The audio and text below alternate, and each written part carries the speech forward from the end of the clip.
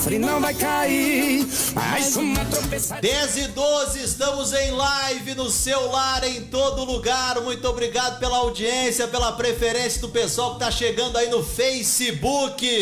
E eu recebo aqui no estúdio da Rádio Cultura meu amigo Eliezer Jorge Tim, secretário de Saúde do município de Canguçu. Tudo bem, secretário? Seja bem-vindo à Rádio Cultura, seja bem-vindo ao Show da Manhã. Bom dia.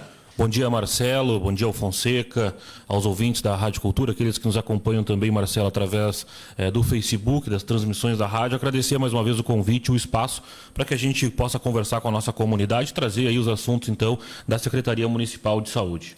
Eu estava acompanhando aí os noticiários, né, a preocupação por parte do governo do estado em relação à situação da dengue, né, casos aumentando, infelizmente algumas mortes aqui no nosso estado por conta da dengue. Estava acompanhando também ali em Pelotas, o Diário Popular trouxe na manchete também um aumento em relação a casos, né, e o alerta, a preocupação. E eu gostaria de saber, a nossa comunidade também, né, qual a situação de Canguçu, o monitoramento, temos casos em Canguçu, o que o secretário pode atualizar em relação à dengue aqui em Canguçu? Bom, Marcelo, nós tivemos alguns pacientes apresentando os sintomas característicos da dengue, todos eles testados, já com os resultados apresentados pelo Laboratório Central do Estado negativo, então nós não temos nenhum caso positivo em Canguçu. As equipes elas estão todas capacitadas para trabalhar hoje com esses sintomas e dar o atendimento necessário à nossa comunidade, mas felizmente até o momento a gente não tem nenhum caso positivo para dengue em Canguçu. As nossas equipes de vigilância da endemias estão nas ruas, estão trabalhando, estão fazendo o seu papel, o seu trabalho, que é um papel e um trabalho de vigilância, né? Às vezes o pessoal nos cobra das equipes que as equipes realizem limpezas, nós não realizamos, né, Marcelo? A equipe de endemias, ela orienta, né? Ela informa, ela nos apresenta os dados do município. Nós hoje tivemos, até o dia de hoje, 2 locais onde a gente teve foco positivo para a larva do mosquito. Foi encontrado um no bairro Vila Nova e um no centro da cidade. Após encontrar uma larva positiva, um mosquito positivo, a gente faz uma varredura em todo um quarteirão, toda uma região próxima para ver se encontra outros focos. Esses 2 locais foram isolados, foram 2 focos isolados. Depois de fazer todo o entorno, não foi encontrado novos focos e a gente segue o trabalho de vigilância. A grande preocupação, Marcelo, do governo do estado, e que é a nossa preocupação, é que a gente já está percebendo isso e vendo nos noticiários que o mês de março vai ser um mês quente, né, todo ele, que abril também não vai ter ainda temperaturas muito baixas e vai ter um acúmulo de chuva bastante considerável. Então, essa é uma das grandes preocupações que a gente tem. E falando de questão epidemiológica, a gente vai lembrar agora, e todos os fatos epidemiológicos que acontecem tem essa característica, mas a gente vai lembrar da Covid, que foi há pouco tempo, a gente tem uma descida desses casos acontecendo aqui na questão do estado. Por quê? Porque a parte sul do estado, onde nós estamos aqui, é uma parte mais fria, né? É uma parte mais distante, de menor circulação com relação à capital, por exemplo. Então a gente tem uma descida desses casos e a gente vem enxergando nitidamente essa descida da dengue para o extremo sul do estado. Por isso a nossa preocupação e a continuidade nessa vigilância no processo da dengue que a gente está tendo, mesmo já estando na metade do mês de março. A gente já passou da metade do mês de março e continua ainda falando da dengue, coisa que anos passados a gente não falava. Uma outra situação, Marcelo, que é muito importante também, já é comprovado que o mosquito ele se adaptou, ele mutou, né, e ele já aguenta temperaturas mais baixas. Então aquela vantagem que nós tínhamos de que durante o inverno o mosquito sofria, morria, que a população de mosquito diminuía, ela já não é uma realidade. Esse mosquito já está aguentando, a Aedes aegypti já está aguentando temperaturas mais baixas. Secretário, então atualizando, não temos, né, casos de dengue em Canguçu. Não temos casos de dengue. Notícia boa, né, positiva. O senhor tem mais ou menos uma média de quantas pessoas, por exemplo, fizeram o teste? Tem uma média aí, secretário? Nós tivemos 6 testes realizados, 6 testes. né? Mas claro que essas pessoas testam para uma série de situações, testam também, por exemplo, para leptospirose, porque os sintomas são parecidos, né? Também não deu nenhum caso de leptospirose, mas enfim, são vários testes que são feitos porque os sintomas são muito parecidos, inclusive com o da própria Covid, né, Marcelo? Eu já iria tocar nesse assunto, eu não vou citar o nome dele aqui, até porque ele pediu, mas eu tenho um conhecido, um amigo, que ele, no início, quando foi procurar o serviço de saúde,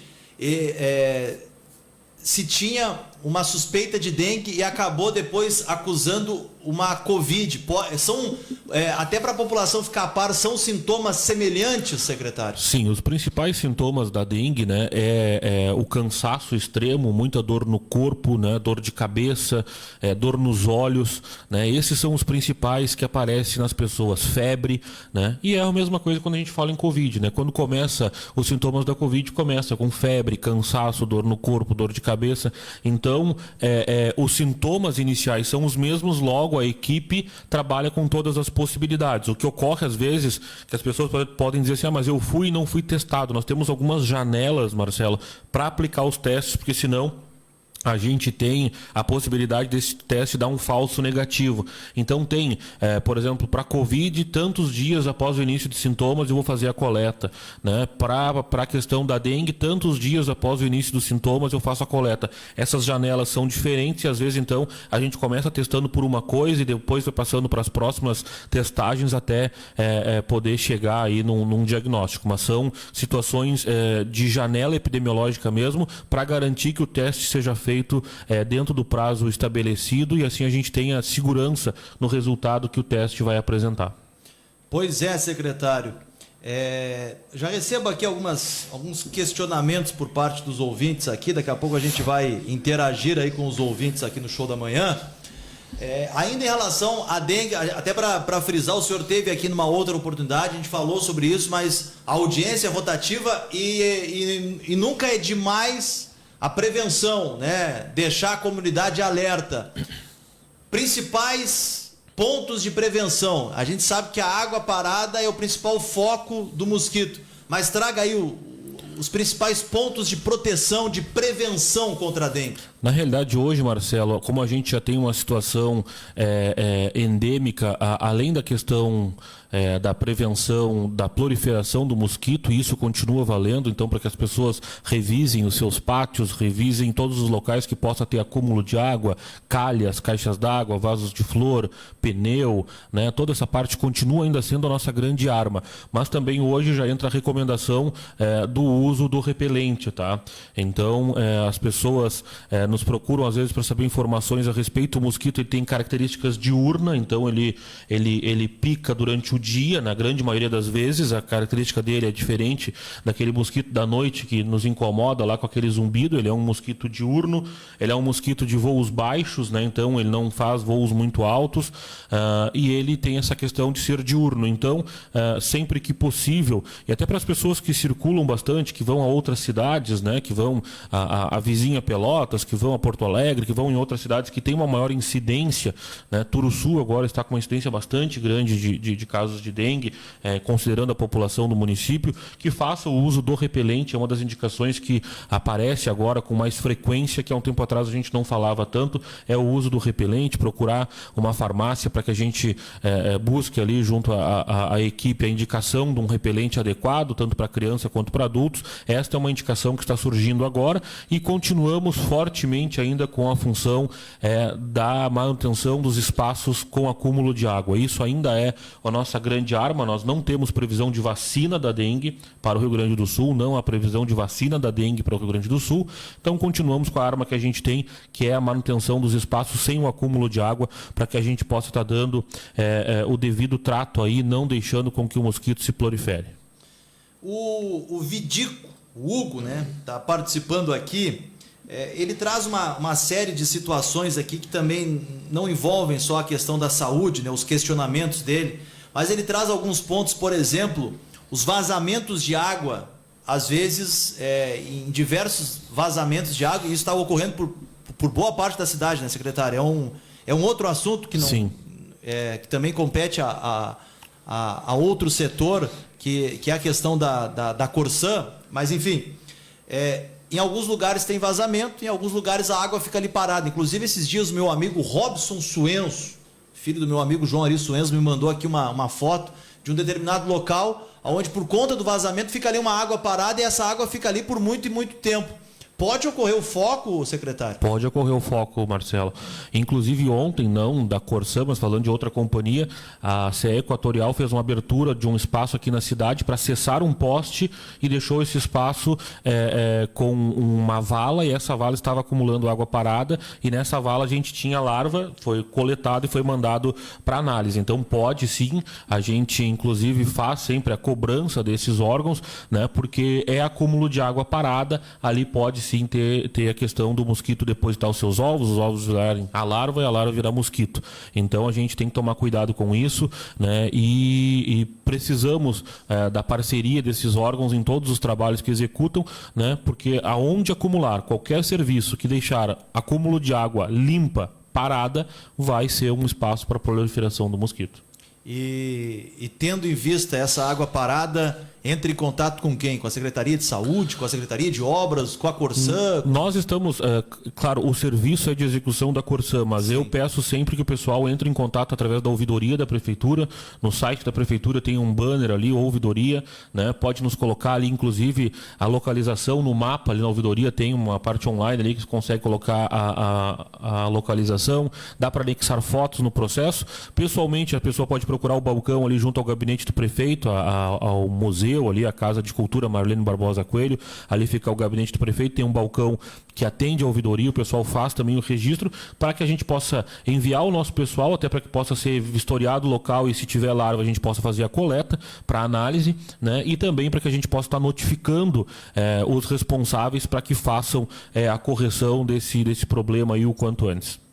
Secretário, mais algum ponto em relação à questão da dengue, para a gente até mudar para outro assunto? Não, acho que a questão da dengue é isso, Marcelo, mas reforçar mais uma vez a questão do trabalho de toda a comunidade aí com relação ao acúmulo de lixo, a questão do descarte correto dos materiais, do abrigamento de qualquer tipo de recipiente que possa vir a acumular água, né? Às vezes a gente passa por um recipiente no pátio, Marcelo, e ele está seco, né? O ovo do mosquito hoje ele aguenta em ambiente seco, tem estudos mais de 300 dias. Então, assim, hoje está seco, tem o ovinho. Por isso que, por exemplo, em borracharia, quando a gente vai fazer um trabalho a fundo, alguma borracharia que aparece um foco, a gente passa maçarico dentro dos pneus para queimar realmente se tem alguma coisa ali de material do mosquito. Porque ele aguenta até mais de 300 dias no seco, voltou a chover, acumulou água ali, ele vai voltar ao seu ciclo, eclodir o ovo, virar larva e virar mosquito. Então, por isso, a necessidade de manter realmente em local adequado e não permitir aí qualquer possibilidade de acúmulo de água. Essa é a nossa grande arma nesse momento. Secretário, outro assunto pertinente, importante, aliás, todos da área da saúde são importantes e pertinentes.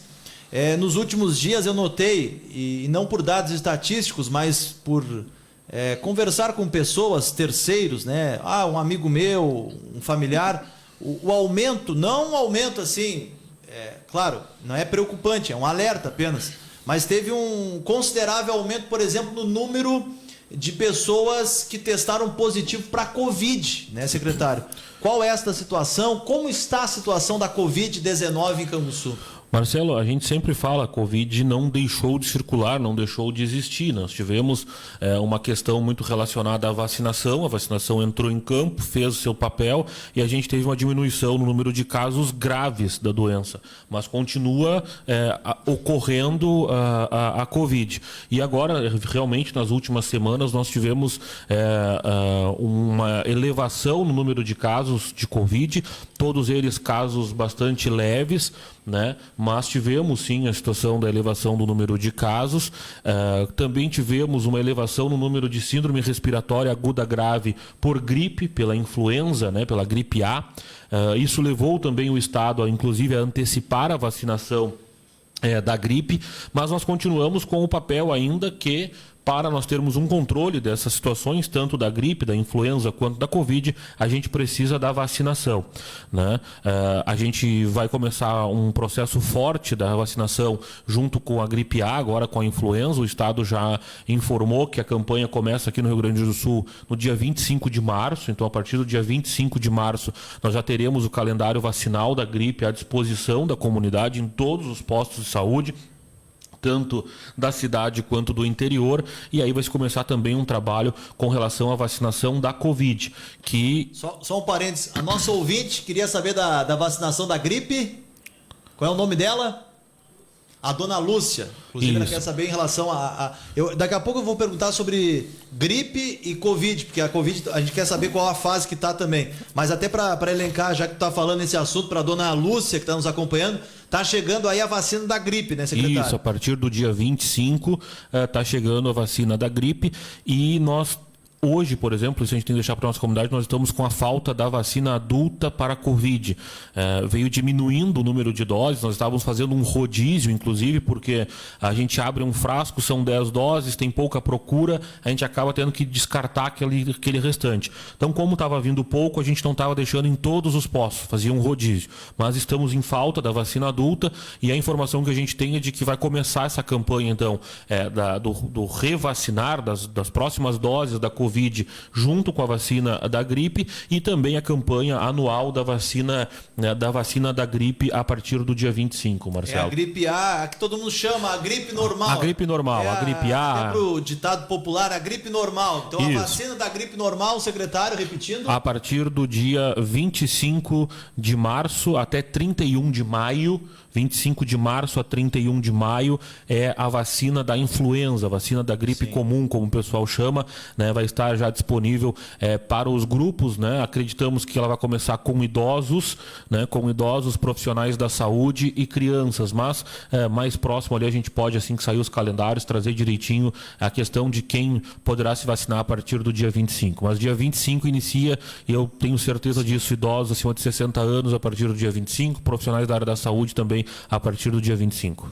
Qual fase nós estamos na vacina da Covid, secretário? A vacina da Covid, Marcelo, ela entrou novamente num calendário anual agora, tá? Então ela não tem mais aquelas fases.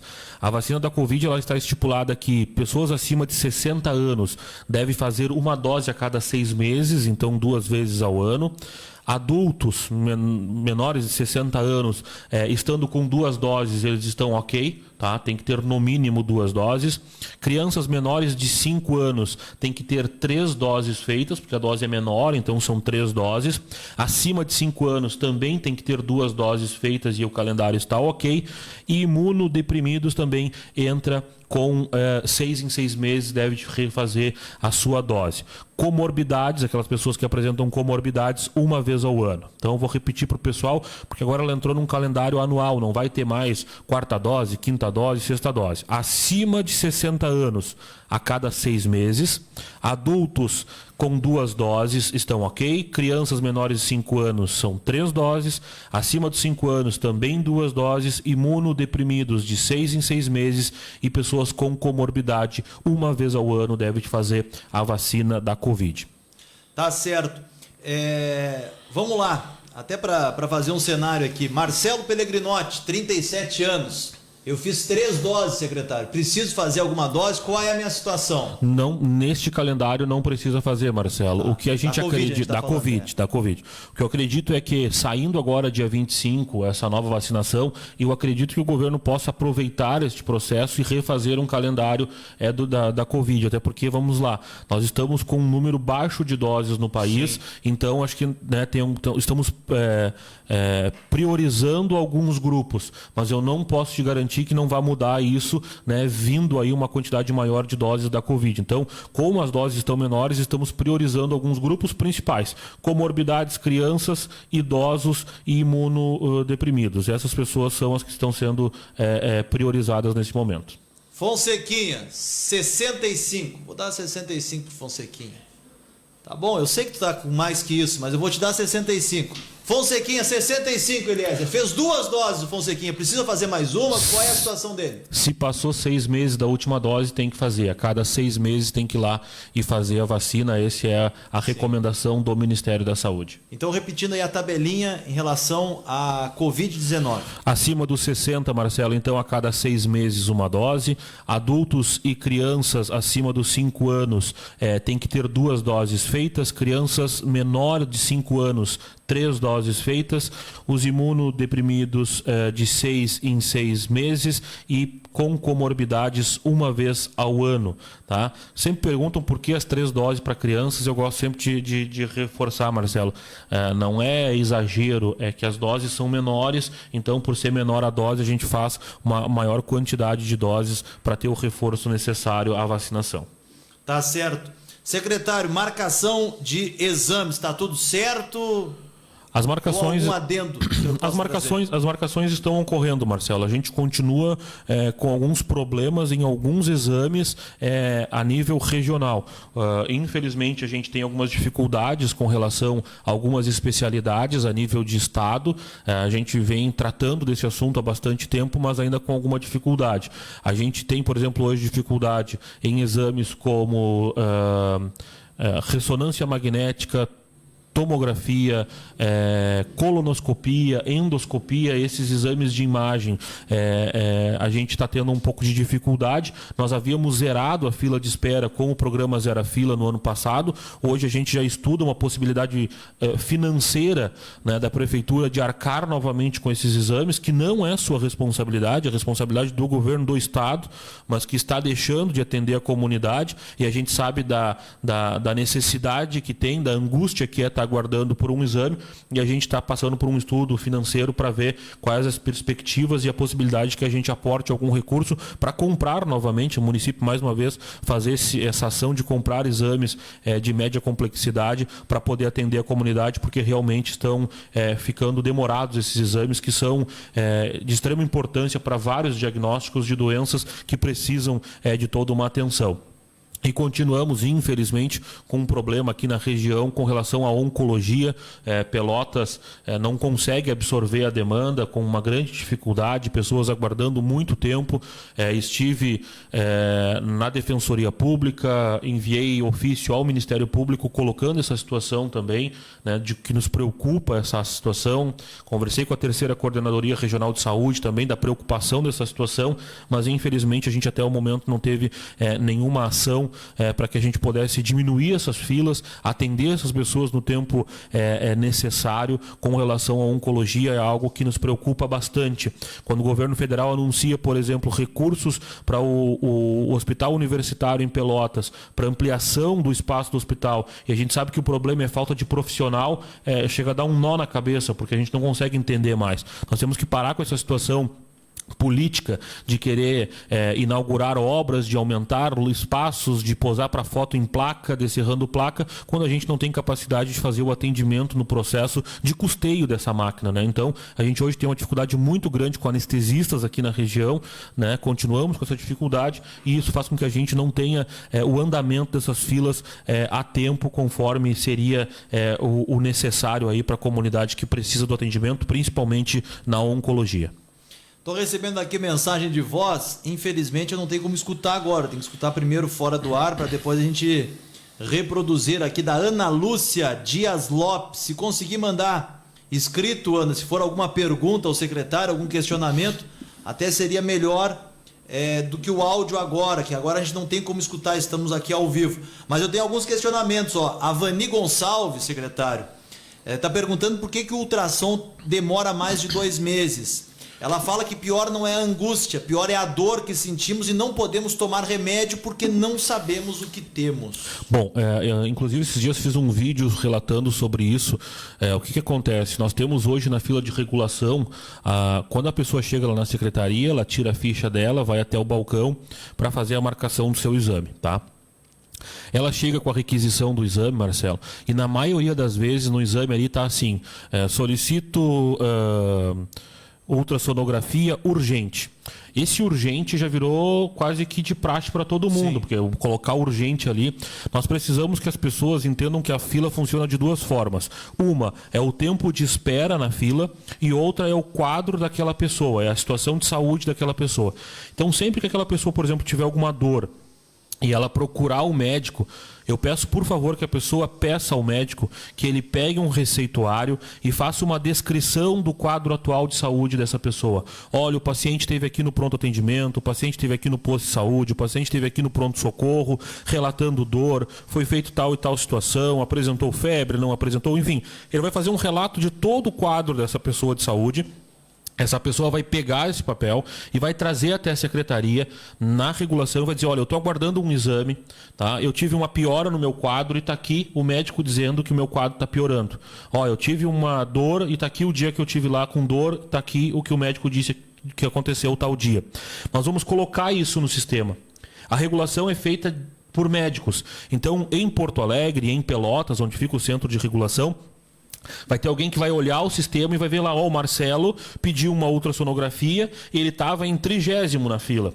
Mas o Marcelo agora sentiu dor 3 vezes na semana, teve que ir 3 vezes no pronto-socorro fazer um remédio na veia porque a dor não passava. O Marcelo precisa passar na frente, porque, por exemplo, pode estar o Eliezer na frente por tempo, na fila de espera, que não está sentindo nada, que é uma investigação, mas que está tranquilo. Então, essa atualização do caso é muito importante neste novo processo que a gente está vivendo na regulação de exames. Então, se as pessoas estão tendo quadros agravados, a gente pede que procure um médico e que peça para o médico, olha, hoje eu estou aqui com uma dor, eu preciso da medicação, mas eu preciso também que o senhor me consiga um receituário dizendo como está o meu quadro de saúde hoje, para que eu possa fazer a atualização. E aí sim as pessoas que mais necessitam vão ser atendidas mais rápido. Mas digo para vocês que a ultrassonografia 2 meses dentro do SUS, num processo eletivo, que não é emergencial, nós não estamos falando de emergência, nós estamos falando de eletividade, não é demorado, tá? Nós temos municípios na região aqui com prazos muito maiores. E nós já tivemos aqui em Canguçu, há um tempo atrás, exames levando até 1 ano para ser feito. A gente conseguiu reduzir bastante este número. Mas ainda existe a possibilidade da pessoa atualizar o seu quadro de saúde, apresentando, então, como no caso da senhora relatou aqui, as suas crises de dor, né, por um médico que vai relatar isso num receituário, vai ser colocado no sistema para que seja reavaliado o caso dela na fila de espera. Perfeito. A Vera Paulsen participando aqui também, relatando que o meu esposo está aguardando uma cirurgia de catarata em Pelotas desde outubro de 2023. Tem um questionamento da Leia aqui sobre a vacina, eu vou fazer por último, porque antes chegou a mensagem por escrito aqui da minha amiga Ana Lúcia Dias Lopes. Ecografia cardíaca, também está com dificuldade, faz praticamente 2 anos que tem o pedido e ainda não saiu. Ela traz inclusive a data, 27 de abril de 2022, vai fazer 2 anos, secretário. A ecografia é extremamente difícil de conseguir, foi um exame que a gente andou um pouco com zero a fila, mas não conseguimos chegar naquilo que desejávamos para realmente zerar essa fila de espera. É um exame que é difícil de conseguir prestadores que trabalhem pelo SUS, e também existe uma série de outros exames anteriores à ecografia que o SUS solicita para podermos chegar na eco. Então a ecografia realmente é um exame demorado. Se ela quiser me procurar lá na secretaria para a gente dar uma olhada na situação do caso e também de repente atualizar o caso do paciente, né? Isso é interessante, vai ficar muito tempo e não tem nenhuma atualização do quadro do paciente, é interessante que seja feito. O outro exame, o que era? Que tinham perguntado? Ela perguntou sobre ecografia cardíaca. Tá. Acho que tinha uma outra ouvinte antes ali que tinha perguntado... antes... A Vera é sobre uma cirurgia de catarata, mas em Pelotas. Eu não sei se aí é de propriedade do município, ela é de Canguçu ou se já é de Pelotas, aí eu não sei. Pelotas também nos atende nessa modalidade, sim. Mas inclusive é só para relatar, porque deve ter muitas pessoas aguardando. Realmente a gente tem uma demora muito grande na cirurgia de catarata. A gente teve um acúmulo muito grande, Marcelo, de cirurgias de catarata na pandemia, que foi suspenso totalmente, toda a pandemia, e a gente tem pessoas ainda do tempo da pandemia aguardando. Foi feito alguns mutirões, Pelotas e Rio Grande fizeram alguns mutirões, inclusive aos finais de semana, mas a gente tem uma demora bastante considerável também na cirurgia de catarata. A Ana Lúcia, até para o secretário anotar o nome dela, Ana Lúcia Dias Lopes, ainda complementa em relação à ecografia cardíaca, que são pessoas que têm que fazer acompanhamento anual, porque os dois já fizeram cirurgia cardíaca, secretário. Então é interessante atualizar. É interessante atualizar, inclusive pedir para ela que leve todos os exames que ela já tem, consultas, receituários médicos, para que a gente possa olhar lá e colocar no sistema isso bem direitinho, que são pessoas que já passaram por cirurgia cardíaca, que precisam do acompanhamento de forma periódica. O correto, Marcelo, só para explicar para a comunidade, o correto seria assim, o Eliezer, por exemplo, teve um problema cardíaco, tá? O Eliezer foi lá e operou. Aí o Eliezer, por exemplo, operou na Santa Casa de Pelotas. A linha de cuidado no SUS seria que a Santa Casa continuasse sempre atendendo o Eliezer, o médico fazendo as revisões, o médico pedindo os exames. E, infelizmente, não funciona assim devido à demanda. A gente não consegue fazer com que a linha de cuidado funcione. Então, a gente tem esses casos que retornam para o município. Então, é interessante atualizar lá para que a gente possa colocar eles com uma prioridade na fila de espera. Mais mensagens chegando aqui. Estou há meio ano esperando fisioterapia de 2 em 2 semanas. Vou no pronto atendimento fazer injeção para dor. Tá relatando aqui a Rosana, nossa ouvinte. Chegando mais mensagens aqui. Inclusive, Ana, o secretário disponibiliza uma conversa contigo até para atualizar essa situação da ecografia. Ana Lúcia Dias Lopes, já anotou o nome aqui o secretário? Ana, pode procurar o secretário Eliezer até o dia 6 de abril. O secretário fica na secretaria. A Leia quer saber em relação à bronquite. Quem tem bronquite tem que fazer a vacina da gripe, secretário? Tem que fazer a vacina da gripe. É um caso que entra nas comorbidades e, inclusive, atentar aí ao calendário de vacina da Covid-19. Todas as doenças crônicas do trato respiratório, então, né, e a bronquite está lá, a asma, né, pacientes DPOC, todos eles têm que tomar um cuidado bastante grande com o calendário de vacinação, tanto da gripe quanto da Covid, porque necessitam estar com esses calendários atualizados. Perfeito, então. Mais algum adendo, mais alguma informação, secretário? O senhor fica até o dia 6 de abril, né? Isso, Marcelo. A princípio, a gente tem que deixar a secretaria até o dia 6 de abril, então seria aí o meu último dia 6 de abril, eu estou saindo da pasta. Com relação à fisioterapia, hoje pela manhã eu conversei com a gestora do hospital, a Miriam, nós compramos fisioterapia do hospital.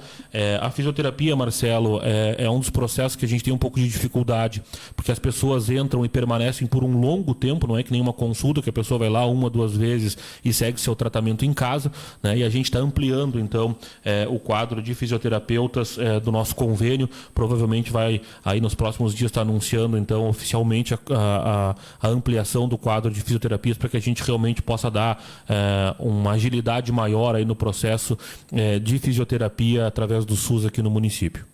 Chegou uma última pergunta, que inclusive é de urgência, a ouvinte Zilda Zarnotti.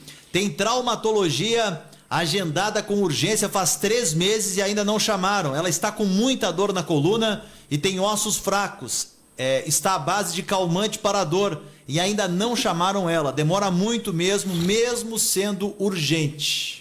Traumatologia, nós temos um problema muito grande também, município de Rio Grande, a nossa referência, Santa Casa de Rio Grande com uma capacidade limitada de atender a região. Esses casos da traumato, da ortopedia, né, que são situações crônicas, por exemplo, que nem a coluna, que não é uma fratura, que não é um tratamento rápido, eu aconselho a pessoa a procurar a Defensoria Pública. Infelizmente é o caminho que tem hoje, procurar a Defensoria Pública e entrar com um processo contra o Estado, porque não tem como a pessoa aguardar tanto tempo sentindo dor, é desumano isso daí, e pelo processo natural a gente vai ter uma demora muito maior do que essa, porque as referências mal conseguem, Marcelo, hoje atender às urgências. Nós chegamos agora no final de semana, eu tive 2 situações de fratura, as 2 não foram atendidas nem no horário que tiveram a fratura, ficaram o domingo toda a noite, toda a madrugada para ser atendido na segunda-feira pela manhã.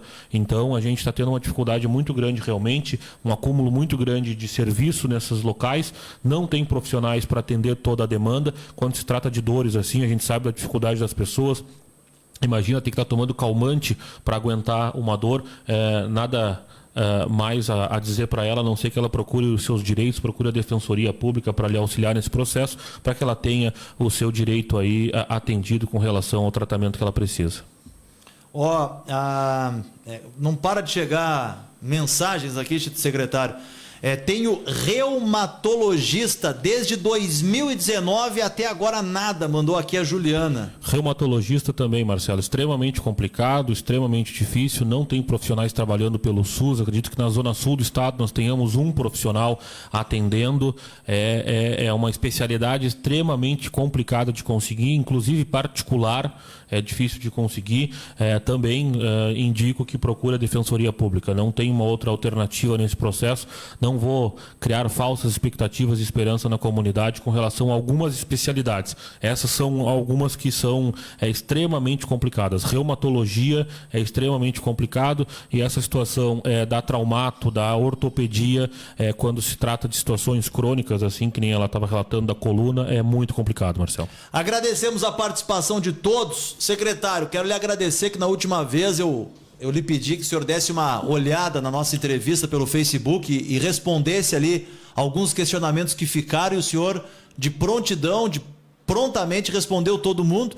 Gostaria de saber se o senhor tem a possibilidade de deixar algum número para alguém que daqui a pouco precisa também de algum esclarecimento, que precisa de alguma informação, possa entrar em contato direto com o senhor, secretário. Marcelo, a gente tem sempre esse costume de estar respondendo o pessoal, até porque é minha obrigação, hoje estando à frente da Secretaria de Saúde, por mais que às vezes a notícia não seja a melhor, né? Às vezes a gente acaba tendo algumas situações que tem que responder o que não gostaria, mas eu trato sempre com muita seriedade isso e digo sempre a verdade. Quando a gente tem problema, está tentando resolver, está tentando buscar as soluções. Às vezes não é para nós, às vezes a gente tem dentro, por exemplo, deste processo que a gente falava agora de algumas especialidades, a gente tem referências e aí eu preciso que as minhas referências atendam essa demanda, que eles chamem as pessoas para o atendimento, né?